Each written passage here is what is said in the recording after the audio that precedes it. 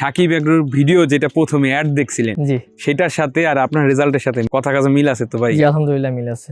সফলতা আসলে আসার পিছনে কিছু কারণ আছে। তার কারণ হচ্ছে সাকিব এগ্রো আমাদেরকে টেক কেয়ার না করতো, সোনার দেওয়া থেকে শুরু করে মাছ বিক্রি পর্যন্ত আচ্ছা আচ্ছা। ওদের যে শরণাপন্ন, মানে আমাদেরকে তথ্য নিচ্ছে, ডাটা নিচ্ছে, আমাদেরকে আবার পরামর্শ দিচ্ছে, এই যে বিষয়টা যদি এটা না থাকতো তাহলে আমাদের এই ওইটা করে লস হইতো। বাংলা মাছ চাষ করলাম, পাঙ্গাস চাষ করলাম, এগুলো আসলে দিন শেষে লস প্রজেক্টে আসে। আচ্ছা ভাই, যারা নতুন উদ্যোক্তা, যারা আপনার মতো অন্য পেশার সাথে জড়িত আছে, তাদের কি করা উচিত?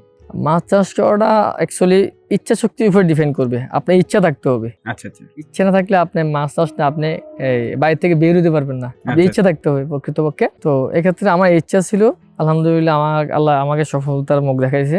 আচ্ছা। এক্ষেত্রে যদি নতুন কেউ উদ্যোক্তা মাছ চাষের জন্য এগিয়ে আসে, আলহামদুলিল্লাহ ওয়েলকাম।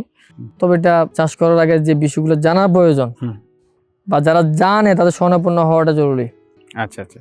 সেক্ষেত্রে তাদের আপনি কোন মাছ দিয়ে শুরু করতে বলতেছেন? এক্ষেত্রে যারা নতুন তাদের জন্য যদি তেলাপিয়া চাষ করে, এক্ষেত্রে আমার মনে হয় না কারো স্বর্ণাপন্ন হতে হবে। কারণ যে কোম্পানি মাছ দেবে A to Z ওদেরকে সব তথ্য ওদের কাছে আছে।